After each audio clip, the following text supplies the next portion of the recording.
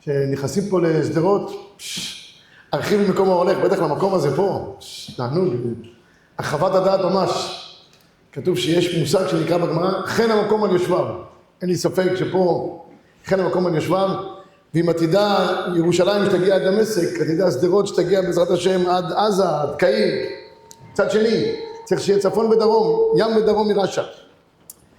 אז נדבר קצת בענייני ההלכה, רק הערה אחת הלכתית, אני כמובן לא פוסק פה שום דבר בשדרות, יש פה רמת דעת, רק ענייני ההלכה שלי.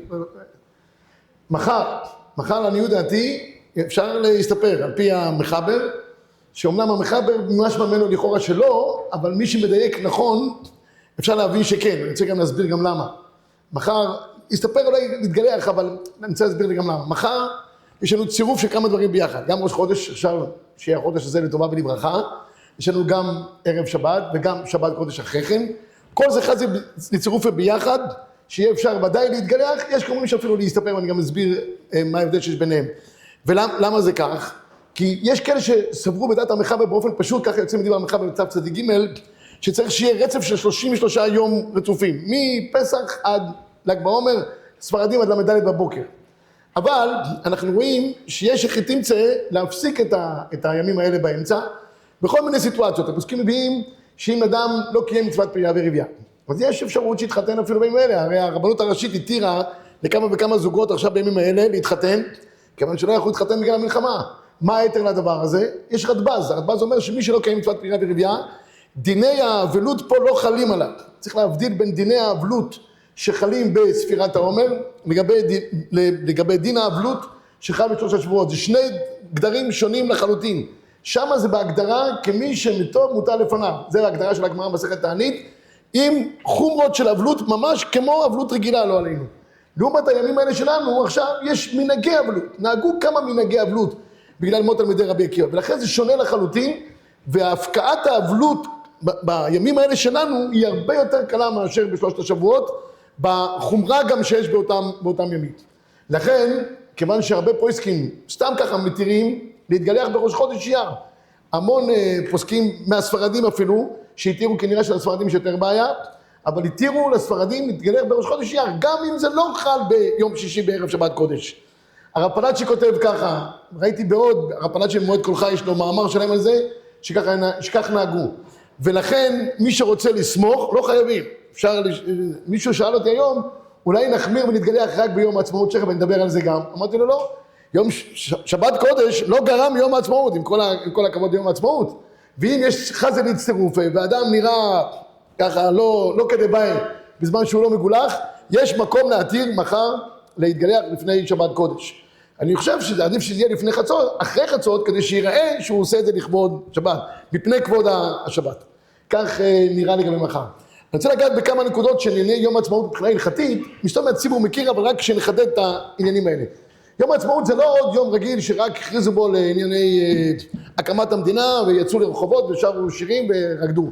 יש פה משהו הרבה יותר מהותי מבחינת ההלכה. מי שמסתכל מבחינה אמונית, הלכתית, על כל מה שמתחולל, יתחולל ומתחולל ויתחולל בעזרת השם עלינו, הכל פה זה תהליכי גאולה מאוד משמעותיים. אנחנו צריכים להבין, בתפיסה הגלותית שהייתה לעם ישראל שישבו בגלות, הייתה שחלילה כבר לא יתחולל שיבת ציון, כבר לא יהיה וקבץ ידחן מרבה כנפות הארץ. הרבה פעמים אנשים בכל מיני סיטואציות כאלה ואחרות התייאשו מן הגאולה כפשוטו, כמו שהיה אצל מוישה רבנו, ולא שמעו על משה מקוצר רוח מעבודה קשה.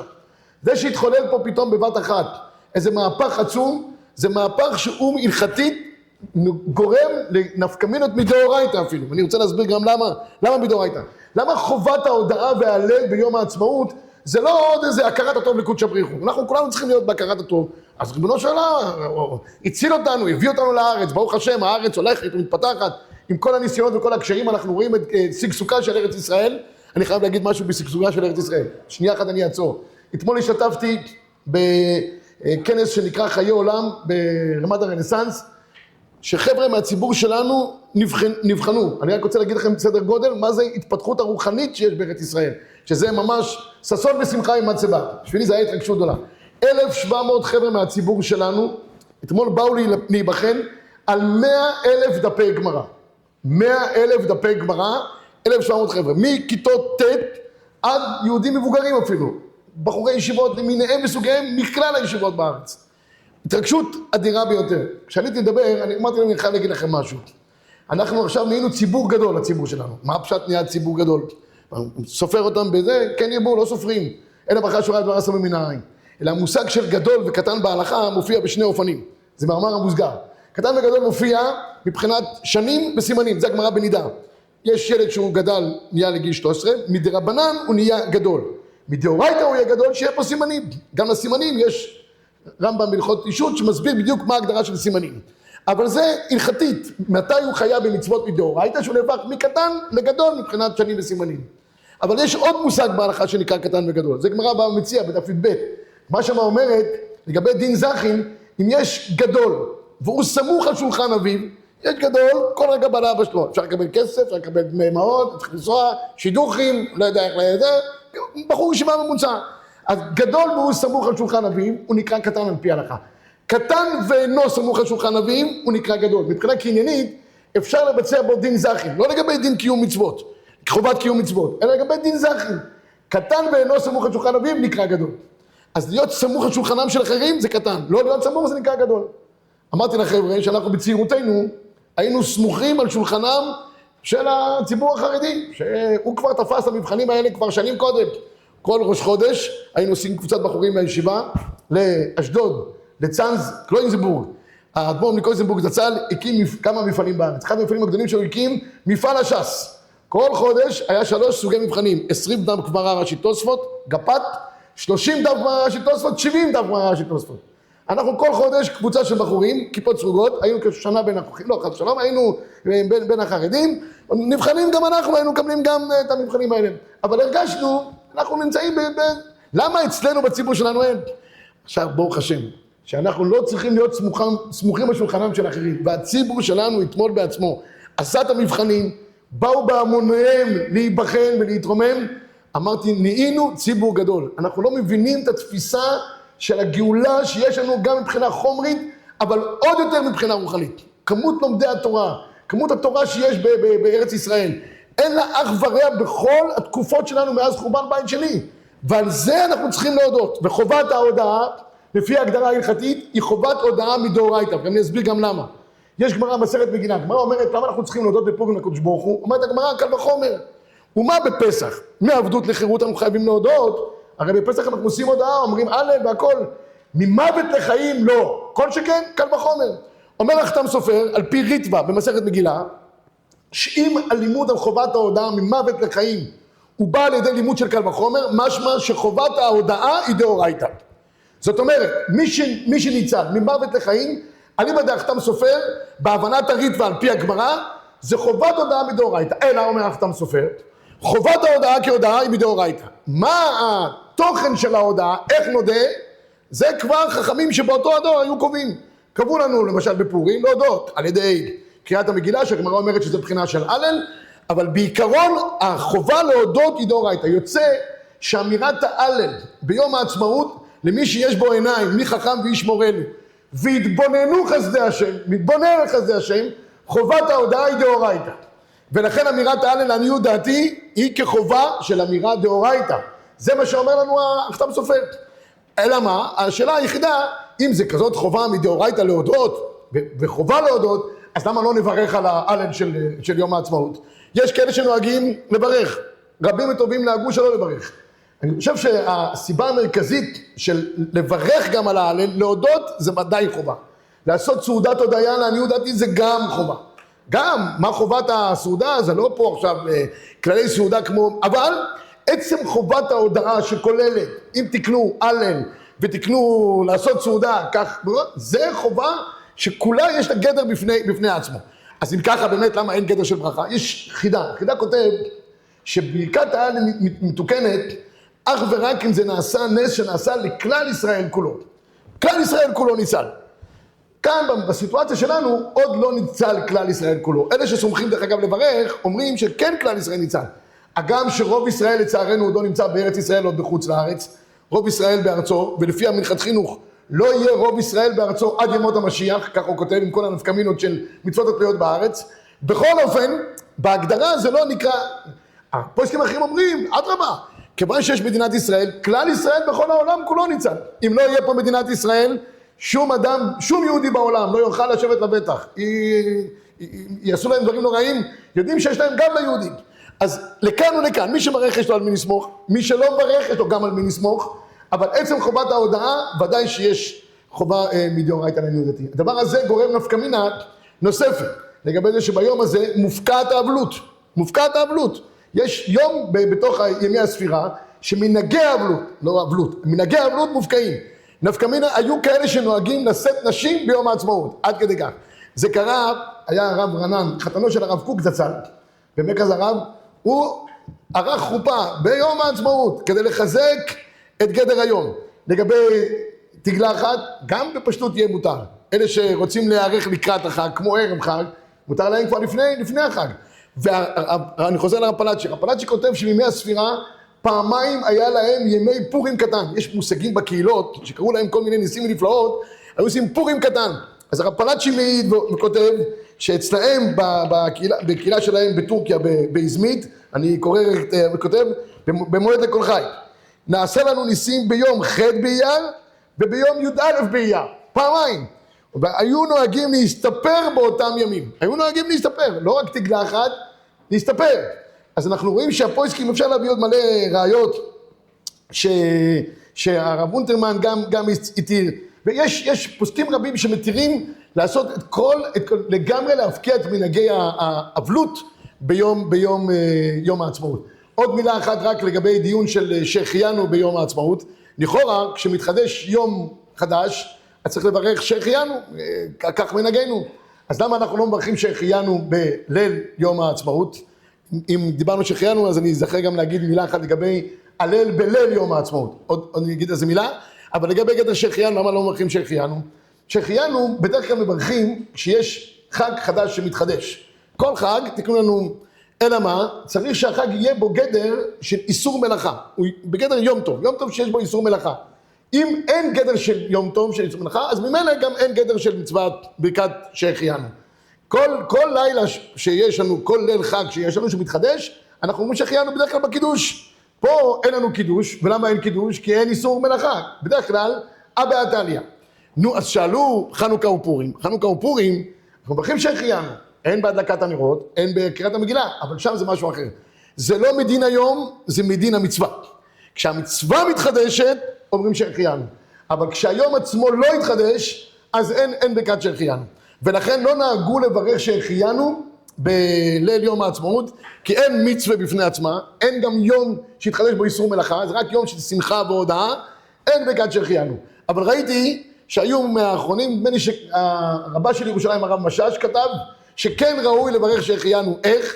זה כמו הפטנט הרגיל שיש, כל פעם יש לך ספק לברך שהחיינו או לא, תיקח בגד חדש, כבר טוב לקנות בגד חדש, להיות שמח באותו בגד, לא בגדים סטנדרטיים. כל מי שקונה איזה טישרט, זה עוד לא אומר שהוא צריך לברך עליו שהחיינו, אלא אם כן הוא קונה פעם בשנה וזה גורם לו שמחה יתרה. אבל צריך איזשהו בגד שיש בו איזו שמחה יתרה, ואם הוא שמח בו, יברך שהחיינו ויכוון גם על מצוות היום, על היום שבו יש גדר של הודעה. רק מילה אחת אחרונה לגבי העניין של ההלל בליל יום העצמאות. אנחנו בדרך כלל נוהגים, לא יודע מה, נוהגים בסדרות, אבל אומרים הלל רק ביום עצמו ולא בלילה. יש שרצו לטעון, להגיד הלל גם בליל יום העצמאות. למה? כי כמו שאמרתי קודם, הכל התחיל מהקל וחומר של פסח. בפסח אנחנו נוהגים להגיד הלל גם בליל פסח. לא כולם נהגו את זה בישראל, היום כבר המנהג הזה רווח. ובתחילה נוהגים רק חסידים וספרדים בלבד. אומרים הלל בתפילה, אנחנו כאן תפילה, כולם נשארים, אומרים הלל. למה? מה השתנה ההלל הזה משאר הימים האחרים שאומרים בהם הלל? כי הגמרא אומרת 18 יום בשנה אנחנו אומרים הלל. זה השתנה בגלל שנס פורים נעשה בלילה. נס פסח, נעשה בלילה. כיוון שנעשה בלילה, אז מודיעים לקדוש ברוך הוא גם בלילה. אז לכאורה, היה צריך גם להגיד כאן את ההלל בלילה. אבל עם כל זה, יש הבדל בין ההלל של פסח, כי ההלל זה פסח, זה פעם אחת בשנה, תקנו אותו במיוחד, מכאן להשליך להלל נוסף לא, אבל בגלל המהלך הזה, הרב גורן זצ"ל, התקין להגיד הלל גם בליל יום העצמאות. בליל יום העצמאות, הרב גורן היה אומר הלל כמדומני עם ברכה, מישהו פה יודע יותר טוב, כמדומני עם ברכה, תחילה, בסוף וגם ביום, נכון? הוא היה פעמיים חוזר על זה בגלל הסברה של פסח, שנתקן ההלל בליל הפסח. טוב, זה לגבי העניין של הפן ההלכתי של יום העצמאות. יהיה נתקר, אדם צריך להסתפר או להתגלה פעם אחת, רק פעם אחת זה נתקר, רק בשמות זה לשבת או חודש או יום העצמאות? לא, אני חושב שגם וגם, תראה, לא יהיה נתקר שהוא עשה לכבוד יום העצמאות. מי שרגיל להתגלח בכל יום, לא משנה, אדם לא משאיר יומיים, לא יודע כמה... פעם בשבוע. כן, פעם בשבוע. פעם בשבת. אני יודעתי שבת. שיסדר לקראת יום העצמאות, שיסדר משהו, היו כאלה שהיו עושים פשעורי באמצע, לא מתגלחים לגמרי, אבל גם לא משאירים ככה, מסדרים. שיסדר, שיראה איזה משהו שהוא ככה... אני יודעתי, לא גרע מחר כל הצירופים, כמו שפתחתי בהתחלה, ליום העצמאות. מחר, בכל אופן, יש שבס, יש ראש חודש, חזי להצטרוף לכל הדברים האלה ביחד. אני יודעתי, כך נראה. ואם יום העצמאות, חדש משהו. שיראו, חגיגי. טוב, זה בעניין ההלכתי של יום העצמאות שיבוא עלינו על כל ישראל. אותם במאמר המוסגר, נהגו ישראל כולם לעשות על האש, חשבתי על עצמי, הרי עיקר העניין של יציאת מצרים, מדברים על פסח, הכל יצא מפסח, מהקל וחומר, נכון? שדיברנו עליו על פי החתם סופר. אז נהגו בפסח שמה לעשות דווקא צלי אש. שואל האנשך הקדוש, מה העניין שהמצווה של קורבן פסח הייתה בצלי אש? וזה קצת פתיחה לשיעור בהגדה שיש לפניכם, בדף הרי מקומות. מה העניין? זה אומר שהרי עבודה זרה של מצרים היה הקורבן, הכבש.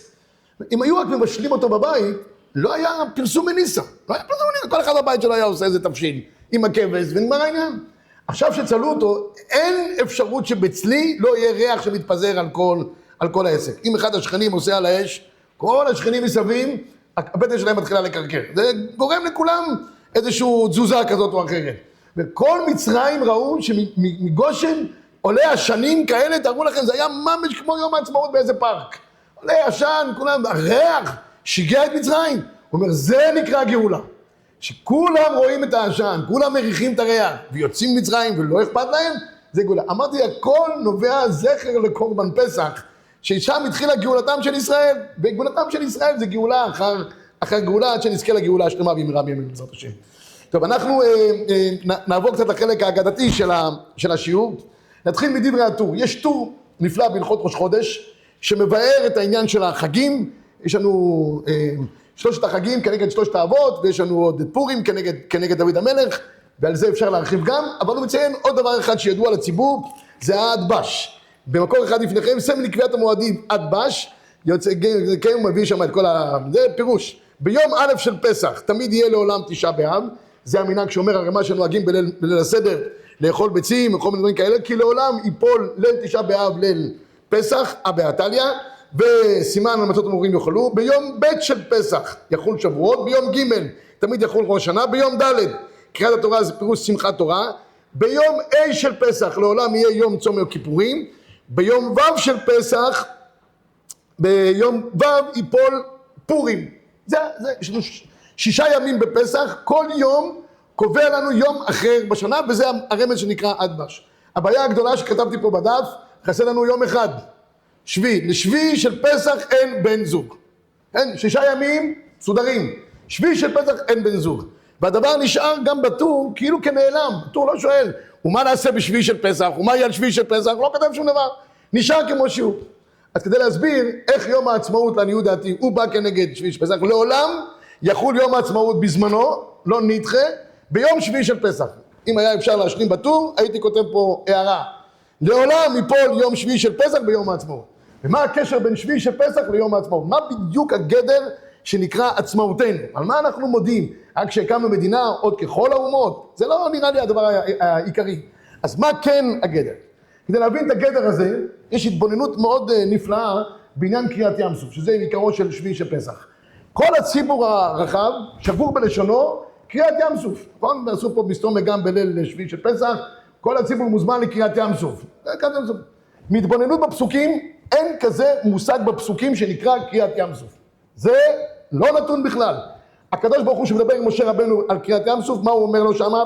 הרם את ידך ונטה את ידך על הים, ובקעהו, ויבואו בני ישראל בתוך הים ביבשה. מה קרה באמת? הקדוש ברוך הוא עשה רוח קדימה עזה כל הלילה, וישם את הים לחרבה, ויבקעו המים. לא היה קריאת המים. אין קריאת מים, יש בקיעת המים. כאין ביקוע של אבן. תראו הלאה בנחמיה. הנחמיה גם מתאר מה שאנחנו אומרים בבית דוד, והים בקעת לפניהם ויעברו בתוך הים ביבשה. דוד המלך כותב במקור 4 בתהילים, לגוזר ים סוף נגזרים כי לעולם חזור. למה נגזרים? המדרש הידוע, שמופיע בפרקי רבי אליעזר, שהים נגזר ל12 חלקים. אז אומר דוד המלך, כדעת המדרש, שלא עברו מצד לצד, מחוף אל חוף, ההפך, זה לא נקרא בצורה הזאת, אלא חצי גורן עגולה. לגוזר ים סוף, לגזרים, זה קריאת ים סוף. אם תרצו, יש, לא הבאתי את זה פה, אבל ביהושע, כן, במקור 8, רחב, רואה את המרגלים, היא רואה את המרגלים, מה היא אומרת להם? פסוק י' כי שמענו את אשר הוביש השם את מי ים סוף מפניכם בצאתכם מצרים. לא קרא, לא בקע, לא גזר, הוביש. כי הוביש, כן נהפכו באמת הים נהפך ליבשה. אז מאיפה יצא המושג שנקרא קריאת ים סוף? בחז"ל, לפחות בשתי גמרות, ידועות לכל הציבור, מופיע אז המושג שנקרא קריאת ים סוף. בגמרא מסכת ברכות, כולם מכירים את הגמרא שהגמרא אומרת, קשה זיווגן כקריאת ים סוף, זה גמרא בסוטה.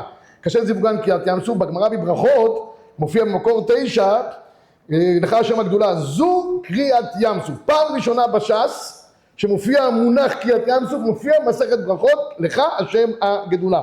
במסכת זבחים מדובר שם על יתרו, מה שמועה שמע ובא, אומרים חז"ל, רבי אליעזר אומר, קריאת ים סוף שמע. חז"ל אף פעם לא ישמשו, לא בבקיעה, לא בייבוש, לא בגוזר ים סוף גזרים, בקריאת, הם מדויקים. קשה זיווגו של אדם כקריאת ים סוף. קשה פרנסתו של האדם, מזונותיו של האדם, כקריאת ים סוף. חז"ל הניחו את לשון הפסוקים ועברו ללשון קריאה, קריאת ים סוף. והשאלה היא, למה זה יתהפך בצורה הזאת? אגב, גם בהגדה, לא זוכר מה כתוב בדיינו? אילו קרא לנו דיין. איפה שמופיע חז"ל, קריאה. איפה שמופיע פסוקים, אין. מעניין שגם בשחרית וגם בערבית, שמתואר שם הגדר של קריאת ים סוף, שם לא כתוב גדר של קריאת ים סוף. הבאתי פה מהסידור, מקור 5, סדר אברהם הגאון. ובכורך גאלת וים סוף להם בקעת. כי הסידור בנוסח שלו מחויב לפסוקים. אין קריאה, לא בערבית ולא בשחרית. ים סוף להם בקעת, מלכותך השם אלוקינו ראו בניך על הים, בוקע ים לפני משה. ויש עוד מקום אחד ששמתי לב גם שאנחנו אומרים, שם נופיע לשון המעביר בניו בין גזרי ים סוף. מעניין מאוד, לא יודע אם הציבור שם לב לזה או לא, אבל לעולם כשמדברים על פסוקים ותפילות, יש בקיעה, יש גזרה, יש ייבוש, אין קריאת ים סוף. חז"ל פעם אחר פעם לאורך כל הש"ס, בדוק הדבר הזה הוא מוצא, הפכו את העניין מלשון של בקיעה ללשון של קריאה. מה העניין? נראה לי, לעניות דעתי, שחז"ל עושים פה דבר עמוק ביותר. התורה, וגם התנ"ך כולו, כשמתארים את מה שקרה, זה תיאור מצב. באמת הקדוש ברוך הוא בקע את הים. מה זה לקרוע ים? אין מושג כזה לקרוע ים. אפשר לגזור את הים מגזרים, אפשר לבקוע את הים, אפשר לקרוע את הים. אז מה הביטוי של חז"ל שהם הפכו אותו לקריאה? חז"ל, בחוכמתם, אמרו, התורה היא תורה מחנכת, היא תורה מלמדת. התורה שעשתה את כל הפעולה של קריאת ים סוף, היא באה ליצור פה איזושהי הבנה, תובנה עמוקה בכל התהליך הזה של קריאת ים סוף. מה התובנה העמוקה? עם ישראל יצא ממצרים. יצא ממצרים אחרי שנות עבדות, סליחה על הביטוי, מה הצורך בהתעללות הנוספת להביא אותם על פתח ים סוף? פתאום הם נמצאים במצב של משבר עצום, חלקו כולם מכירים את המדרשים הידועים, 4 כיתות, זה צועק לפה וזה צועק לשם, מהומת אלוקים, הים מלפניהם, המצרים מאחריהם, והם מתחילים, למה להתעלל בעם ריבון העולמים שיצא אחרי כל כך הרבה שנות עבדות? כי כל הוורד של שביעי של פסח, כל עומק שביעי של פסח, הוא בא ליצור באמת את תהליך הגאולה. המכה בפתי של תהליך הגאולה לא היה ביציאת מצרים. מה שגרם באמת שאנחנו יצאנו ממצרים, והיינו עם בני חורין, היה רק בקריאת ים סוף. יש ביטוי בגמרא ידוע לכולם, גמרא מסכת שבת דף ע"ג, יש 40 מלאכות בשבת חסר אחת. אחד מהמלאכות זה קורע. אבל הגמרא מיד, המשנה אומרת, והבאתי את זה, המשנה אומרת קורע על מנת לתפור. אין קורע כקורע. מי שקורע בשבת דרך השחתה הוא מקלקל. וכל המקלקלים פטורים. חוץ ממה שהגמרא אומרת שם בשבת, שאם יש אחד שקורע כלים בחמתו, יש מעדה מסוימת, ויש לו טמפרטורה גבוהה, והוא בחמתו רוצה לקרוע משהו, לשבור משהו, עד שלא שומע את הקרחצן הוא לא נרגע, אז הוא מתקן באופן כזה או אחר. אבל אם זה סתם אחד שלוקח משהו וקורע אותו בחמתו, הוא מקלקל. והמקלקלים זה איסור דרבנן, כל המקלקלים פטורים. אבל אם הוא קורע על מנת לתפור, אז הוא עובר על גדר של קורע. צריך לעשות את זה בצורה מסוימת, הלכתית. לא כל קורע של השחתה, אם הוא קורע בצורה מדודה, שאיתה אחרי זה אפשר גם לתפור, זה נקרא בגדר קורע. חז"ל רוצים להגיד לנו שקריאת ים סוף היא באה בצורה של על מנת לקרוע על מנת לתפור, כדי לחבר את כלל ישראל עם קודש בריחו באמת. ועד אז הם לא היו מחוברים. תראו איך המפרשים מדברים על ויושע השם. במקור 15 לפניכם, הפסוק האחרון, ויושע השם, אבל אולי דקה לפני ויושע השם, נראה את הפסוקים מקור 15. וירדפו מצרים אחריהם והשיגו אותם חונים על הים, כל סוס רכב פרעה פרשיו, וכלו על פי החירות. ויאמרו על משה, מבלי אין כפרים ממצרים וקחתנו במדבר, מה זאת עשית לנו להוציאנו ממצרים? הלא זה הדבר אשר דיברנו אליך במצרים לאמור, חדל ממנו ונעבדה את מצרים, כי טוב לנו עבוד את מצרים ממותנו במדבר. אז היה. אחרי שנות עבדות בפרך, בעבודה קשה, בחומר ובלבנים, טוב לנו עבוד את מצרים. ראיתם איזה אסיר נמלט מהשואה, שאומר במצב כזה או אחר, אולי האם לחזור חזרה לגטאות, חס ושלום, לעבודות פרך, מי יענה לדבר כזה? העם הזה נמצא באיזושהי צרה, טוב לנו עבוד את מצרים, למה לא לחזור חזרה? ואז כשקורא קריאת ים סוף, על הפסוק ויושע השם את ביום ההוא ישראל מיד מצרים, כל המפרשים מנסים להבין מה זה ההגדרה של ויושע השם ביום ההוא. תראו את האבן עזרא, מקור 16.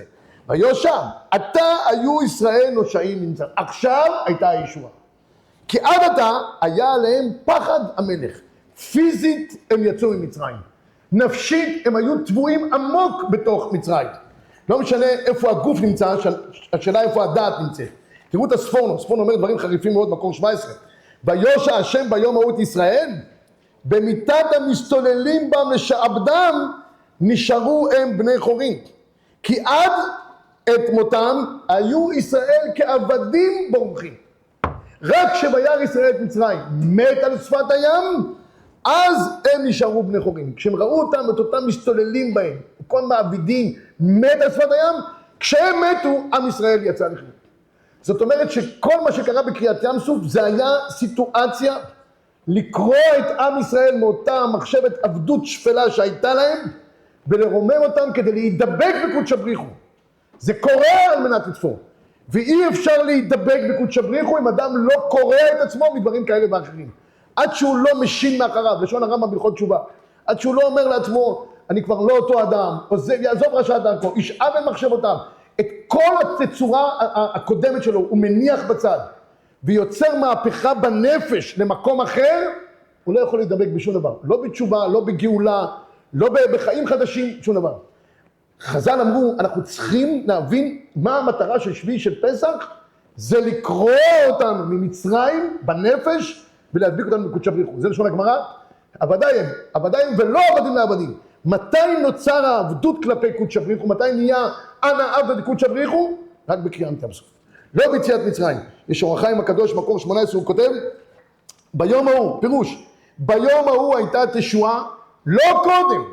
אגם שיצאו ממצרים, לא היו פותחים בעצמם מהם. לא היו פותחים בעצמם, יצאו פיזית. אבל הם היו במצב של נמיכות קומה נוראה, וזה לא נקרא גאולה, וזה לא נקרא יציאת מצרים. הדבר הכי מעניין, שרגע לפני קריאת ים סוף, הם מתלוננים ואומרים, טוב לנו עבוד מצרים, ממותנו במדבר, רוצים לחזור לעבדות. רגע אחרי קריאת ים סוף, אחרי שירת הים, הם מתחילים עוד פעם להתלונן. אנחנו עם של קוטרים, לא יעזור שום דבר. לפני, אחרי, קוראים ניסים ונפלאות, בכל אופן יושבים באולפנים, מורידים את יש לנו תמיד איזה משהו מהמרגלים, לא נוכל לעלות, כי חזק הוא ממנו, מרפים את העם, נרפים, מה לעשות? הם התלוננו מיד אחרי קריאת ים סוף, אבל מה? תראו את הלשון של התלונה, כבר השתנה לגמרי, כי היה קריאת ים סוף. וילונו כל הדת בני ישראל משה ועל אהרון במדבר. אמרו להם בני ישראל, מי ייתן מותנו ביד השם בארץ מצרים, בשבתנו על סיר הבשר. הפעם כבר הם רוצים בשר, בסדר? בשר זה כבר מתגעגעים לבשר של מצרים, לאוכלים של מצרים, אין בעיה. כי יצאתם אותנו במדבר הזה, להעמיד כל הקהל הזה ברעב, לפחות לא מזכירים עבדות, לא מתגעגעים לשפלות, זה כבר מדרגה שעומדת בפני עצמה. והמהלך הזה של ליצור כזה מהפך בנפש, זה עיקר העניין של הגאולה. הגאולה היא לא גאולה פיזית. יש שם שמואל שאומר, לא משנה איפה אתה נמצא פיזית, איפה הדעת שלך נמצאת, איפה הרוח שלך נמצאת. אם אדם נמצא בדעתו במקום של מרחבים, הוא בגאולה. אם אדם נמצא במקום שיש בו צמצום המוחות, קטנות המוחין, הוא נמצא במקום הכי נרוץ שיכול להיות, יכול להיות שהוא בן חורין בכל המובנים, אבל בדעת הוא קטן. יש רב נחמן מברסלב, בליקוטי מוהר"ן, כותב דבר נפלא, אשר הם משכיל אל דל ביום רעה ימלטהו השם. מה זה אשרי משכיל אל דל ביום רעה ימלטהו השם? זאת אומרת, אין דל, אין עני ואין עשיר אלא בדעת. כמו שהגמרא אומרת, שאין עניות אלא בדעת, ואין עשירות אלא בדעת. דעת קנית מה חסרת, דעת חסרת מה קנית. אז כל המבחן של האדם באושר ועניות, חלילה, זה רק בדעתו של האדם. אומר רב נחמן, יש אנשים שהם נמצאים בימים קשים. יש ימים של צמצום המוחין, יש קטנות המוחין, כל ככה נראה לא. זאת אומרת, אדם כזה, שביום דל, ביום של דלות, ביום שנראה הכל בצמצום, מצליחים להתגבר על עצמם, ומשכילים, מרחיבים את דעתם, מגבירים את כוח האמונה, את כוח הרוח, כוח הגבורה הפנימית שיש בהם, אשרי משכיל אל דל, ביום רעה ימלטהו השם. אז באותו יום הקדוש ברוך הוא רואה שהוא כבר נמצא במקום אחר, הקדוש ברוך הוא ממלט אותו ומביא אותו למרחבים אחרים לגמרי.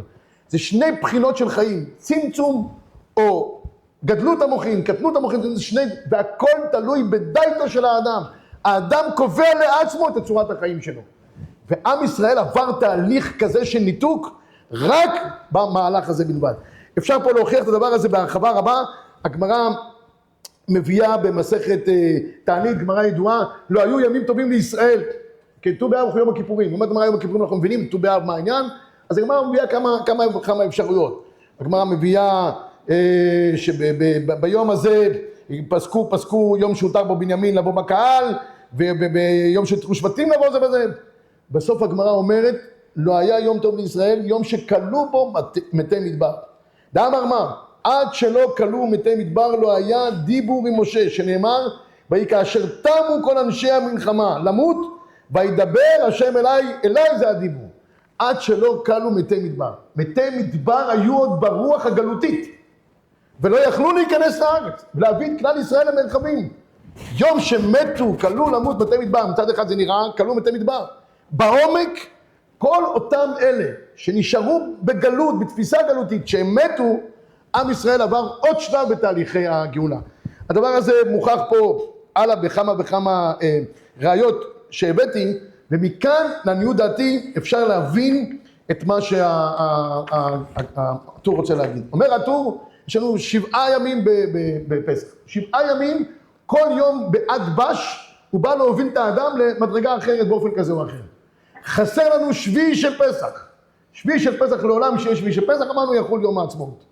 כמדומני שלא סתם זה נשאר בחלל ריק עד שקמה מדינת ישראל. כי אותו רעיון בעומק של שביעי של פסח, להוציא אותנו מעבדות לחירות, להביא אותנו למרחבים אחרים, זה הגדר הכי גדול שיכול להיות בתהליכי הגאולה שלנו. וככל שאנחנו יותר מתקדמים בתהליך ההבנה, התפיסה הזאת, כך תהליך הגאולה שלנו הולך ומתעצם. זה שיש לנו ברוך השם מדינה ואנחנו לא סמוכים על שולחנם של אחרים כמו שפתחתי. יש לנו צבא משלנו ברוך השם. זה שאנחנו כבר היום מעיזים יותר ויותר. תראו איזה תעוזות שיש לנו. היום סיפר לי רם בישיבה.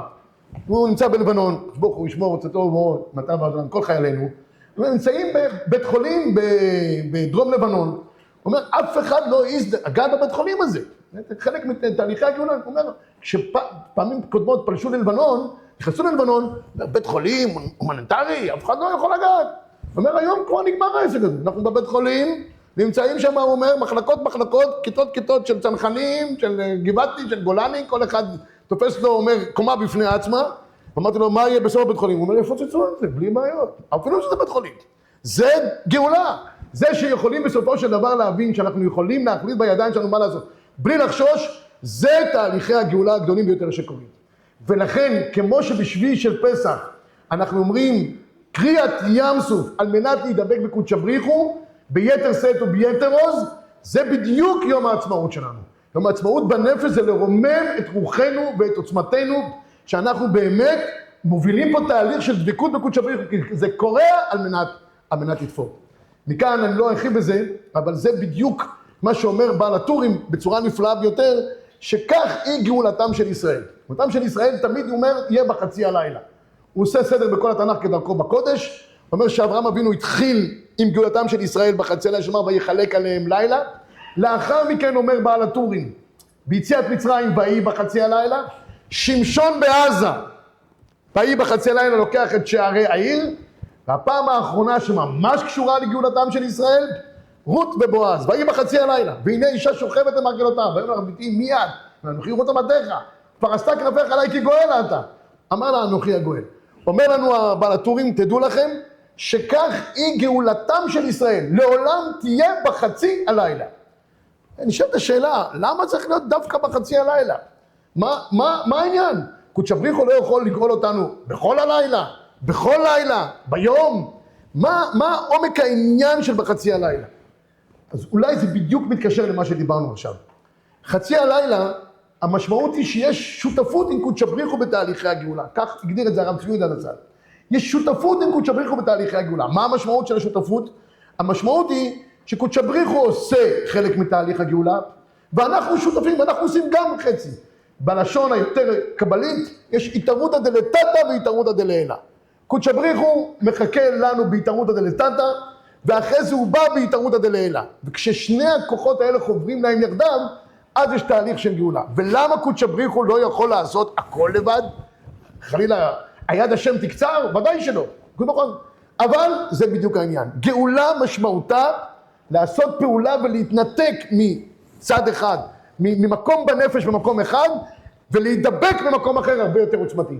ואם האדם לא יעבור בעצמו תהליך של התערותא דלתתא, זה בכל מובני החיים, גם בענייני תשובה, גם בענייני גאולה, גם בענייני פרנסה, בכל הדברים, המושג של ההשתדלות. זה משהו בנפש שגורם לאדם להתרומם כלפי מעלה. וקודש הבריחו רוצה שנדבק בו ואתם הדבקים, זה נעשה דווקא על ידי החצי שלנו. חייב להיות דווקא חצי, זה כמו חצי שיעור. חצי שיעור זה לא חייב חצי שיעור, אלא אנחנו שותפים בתהליך הגאולה הזה. וכך היא גאולתם של ישראל. אחרת, האדם, קודש ברוך הוא יכול להוליך מהלכים שנתקדם ואנחנו נשאר מאחורה. אם אנחנו לא שותפים עם קודש הבריחו בתהליך, זה לא יעמוד. אנחנו חייבים להיות חלק מהעניין. מי שגילה את העוצמה הזאת של התערותא דלתתא, הראשון היה אברהם אבינו שנאמר ויחלק עליהם לילה. אמר לו קודש ברוך הוא לאברהם אבינו, אתה הקמת את האומה הישראלית, והקמת את זה בזה שעשית התערותא דלתתא, הקמת לגאול את מי שנטוע בו זרע הגאולה, שזה לוט שבו יש את רות המואביה. ואברהם אבינו בהתערותא דלתתא, ויחלק עליהם לילה, הוביל את תהליך הגאולה הזה, וזה נטע בנו לדורות, שאנחנו כך צריכים לפעול, ורק כשאנחנו פועלים את הפעולה של חצי הלילה הזאת, אנחנו יכולים באמת לעבור לתהליכים הרבה יותר גדולים, להתקדם ממעלה למעלה, מחיל אל חיל. אני רוצה לסיים בחובה שלנו, לצאת ממקום אחד למקום אחר, וזה חלק מתהליכי הגאולה הגדולים. אני אספר סיפור חסידי, ואם יהיה זמן נרחיב עוד עד שהרב משגיע. חביב עליי הסיפור הזה, בכמה מובנים, אז אני מספר אותו, לחתום בו. מספרים שהיה בתקופת החוזה מלובלין, קבוצת חסידים שנוסעים כל שנה ללובלין בימים נוראים, להיות במחיצתו של החויזה. כך דרכם של החסידים עד היום. החסידים לא נשארים בבית בראש שנה ויום כיפור, לא יודע איך אומרים את זה בעברית, אבל ביידיש אומרים את זה יוצא טוב, אספטניץ. אספטניץ זה כמובן, זה לא מתאים. לא מתאים שאדם יישאר עם אשתו וילדיו, לא חושב שזה למעשה, אבל ככה הם נוהגים. נוסעים לרבה ושם הם עושים תחרויות, מי גומר הכי מאוחר מוסף, ונותנים ידיים ברגע האחרון לפני השקיע, וזה גבל. טוב, אני מכיר הרבה חברים שלי חסידים, עד היום ככה הם נוהגים. אז היו קבוצת חסידים שנוסעים לחויזה מלובלין, בדרכם הם היו עוצרים אצל איזה מויזג, יהודי כפרי שחי באיזה כפר בודד, היו שותים אצלו קצת יש, תדליקים ונוסעים לחויזה. שנה אחת שואל אותם הכפרי, תגידו לי רבי ישראל, כל שנה אתם נוסעים פה באלול, לאן אתם נוסעים? הוא נוסעים לחויזה מלובלין. שמעת על החויזה מלובלין? הוא אומר, לא, אין לי ענוני שבת, ברוך השם, אין לי הידברות, לא יודע מה, זה לא, כל חי, כל גוסר, אין לי.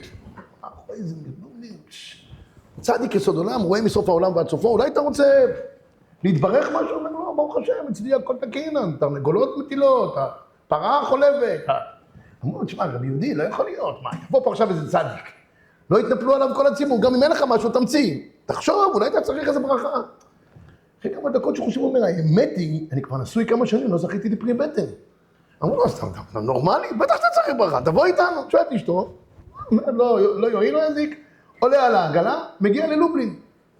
מגיעים ללובלין, ואומרים לו, החסידים, אנחנו נותנים לך שני הוראות. הוראה הראשונה, אתה תראה תור ארוך משתרך לאיזה חדר, להתייחדות. זה הכניסה לחויזה. לך מהר לחדר, תרשום פתק, קוראים לזה בברית קלה, הקוויטל, תרשום את הקוויטל, שם של אמא שלך, כל זמן שצריך רפואה או ישועה, שם של האמא, אחרי 120 זה כבר האבא, זה כבר עבר, פסה. אבל אני עבדך בן אמתך, תרשום את השם של אמא שלך, תרשום מה אתה צריך, זה שקיימה, תשים מתחת משהו ירוק, קוראים לזה פדיון, עושה יותר את זה, ותכתוב שאתה רוצה שגם מה, ואל תתווכח עם הרבל, לא, זה לא שיעור כלולי שמתחילים להתווכח, למה, כמה, משהו יגיד, תגיד אמן, שכוייך, וטוב, בסדר גמור. עוד הוראה, י"א תשרי, בשעה 11 בדיוק בבוקר תהיה על העגלה, כי אנחנו חוזרים חזרה לכפר שלנו בסוכות, סוכות אפשר להיות בבית, שמחת בחגיך, אתה וביתך, טוב, בסדר, עומד בתור, בעשרת ימי שבוע רואה תור ארוך משתרך, הוא מגיע לתור, תורא את התור, מבין שזה הכניסה לאחוי זה, הולך מהר, רושם את הפתק, שם מתחת משהו ירוק, עומד, כל החסידים מתרגשים, כולם עומדים, היו כולם במקווה, מגלגלים את הפתק שלהם, עומדים ככה, אתם מתרגשים, תרגשו יותר מדי. נכנס לאחוי זה מסתכל, רואה, הוא צריך זרע של קיימה, אומר, בעזרת השם יתברך, שנה הבאה יהיה לך בן, צועק, הבן, תצעק יותר מדי. נותנים לו עוגה מפה, נותנים לו צ'פחה מהרכן, נותנים לו בדלת השנייה, נגמר. טוב. 11 בבוקר יום י"א תשרי, כל החסידים על העגלה, מחכים, רוצים לחזור הביתה, הם לחוצים. הכפרי נעלם בעינינו. לא רואים אותו לא בבית, לא בבית מדרש, לא. איפה הכפרי? חצי שעה, שעה כבר לחוצים, רוצים כבר לזוז, ברגע האחרון מישהו רואה אותו עם איזה קופסה גדולה, משתרך, מגיע. איפה אתה? מחכים לך, אתה כבר מכיר. אומר רבי ישראל, תקשיבו אותו. הייתי אצל הרבי שלכם, לא שלי, אני לא מכיר אותו. כתבתי לו זרע של קיימה, הוא אמר לי, שנה הבאה בעזרת השם יהיה לך בן. אמרתי, בעזרת השם שנה הבאה יש לי בן, ואני כבר בעיר, אני אקנה עגלה. איפה אני אקנה עגלה בכפר? אין לנו פה שילב, אין לנו... מה? אז הזדמנות שאני בעיר. חסידים התפוצצו מצחוק, אמרו, זה לא עובד ככה. מה אתה חושב שהוא מברך אותך פעם אחת, הברכה כבר נתפסת והיא חלה, ואתה כבר, מה פתאום? אנחנו שנים מבקשים, זה לא... צריך לבוא פעם אחר פעם, להיות מקורב, עד שהוא יכיר אותך, ועד שזה, וכמה פעמים תיתן פדיונות, ואז בעזרת השם הברכה תקול. אומר, תשמעו חבר'ה, אין לי את הגלגלים שיש לכם על הראש. אני הייתי פשוט. אמר לי, יש לך בן, מה אני אשים אותו על הרצפה? מה אתם רוצים שהוא יהיה? צעק עליהם, רוצים שהוא יהיה על הרצפה? אני חייב לקנות עגלה. הם צחקו ככה, הוא צעק עליהם ככה, זרקו אותו בבית. טוב, שמו אותו בבית. אחרי שנה, חוזרים חזרה באלול, נוסעים לחויזה, נכנסים אליו הביתה, סלון, המיטה פתוחה, ויש בפנים תינוק, בוכה, הם לא מאמינים. אמר להם, השנה אני כבר לא מגיע, צאו לבד, אני ברחתי. הם התפוצצו, מה זה הדבר הזה? שנים טסו לחויזה מלובלין, העיפו את כל המשבקים הלודניקים בכניסה, טסו לחויזה, דפקו על השולחן. אמרו, חסידים, מה קרה? מה הלחץ? אנחנו חסידים נאמנים שלך, יושבים בתישים, שרים את כל הניגונים, אוכלים כל פירור שלך מהזה, את השאריות של התה שלך אנחנו... ושום דבר אצלנו לא זז. והכפרי הזה פעם אחת הגיע וכבר התברך. חוי זה ככה, עצם את העיניים, אמר לי, רבי ישראל, מה אתם רוצים? הוא קנה עגלה. תישאר ריקה. אתם חסידים, שכוייך. אתם חסידים, נשארים בדרך שלכם, לא זזים, הוא זז. הוא כבר, אם הוא קנה עגלה, הוא חייב למלא אותה. אין, זה בדיוק, אני חושב, כל תמצית, כל העניין כולו. יש אנשים שרק מדברים על ענייני גאולה, מפללים, אבל אלה ששותפים קודש הבריחו בתהליכי הגאולה, אלה שלומדים בבית המדרש מתוך האחריות על כלל ישראל, חיילינו שיוצאים אל המלחמה, אל המערכה, כי תצא למלחמה, זה גדר אחר לגמרי של גאולה, כי זה לא גאולה פיזית, לא הקמנו פה מדינה. בנפש אנחנו יותר ויותר דבקים בקודש הבריך הוא. וזו מגמה אחרת לגמרי של תהליכי גאולה. ולכן, לעניות דעתי, נשאר שביעי של פסח. בלי שום יום מוצמד, עד שקמה מדינת ישראל. ולעולם שיהיה שביעי של פסח, אותם מהלכים בנפש שקראו לעם ישראל, ביושע השם, ביום ההוא את ישראל מיד מצרים, זה מה שמתחולל כל יום העצמאות. יותר קריאה ממצבים קודמים שבהם היינו נתונים בשפלות, לרוממות ולדבקות יותר בקודש הבריך הוא. זה מה שאומר המלבין, שאנחנו, יש לנו שותפות עם קודש הבריך הוא, כתוב תנו עוז לאלוקים. אנחנו תנו עוז לאלוקים. אומר המלבין, קודש הבריך הוא צריך מאיתנו כביכול עוז ותעצומות. תנו עוז לאלוקים. כשקודש ברוך הוא מקבל מכלל ישראל עוז ותעצומות, הוא אומר, כך אומר המלבין, כך יקנאו כל שונאי ואויבי ישראל, על ידי תנו עוז לאלוקים, וממילא השם עוז לעמו ייתן, השם יברך את עמו בשלום. אם אנחנו ניתן עוז ותעצומות בנפש, בתהליכי הגאולה שלנו, קודש הבריך הוא ישפיע עלינו מלמעלה עוד ועוד מתהליכי הגאולה, עד שמתהליך לתהליך, מחי אל חי, נראה בקרוב ממש, ושוב השם ציון במהרה בימינו אמן. כמה דקות סיכמנו לסתום?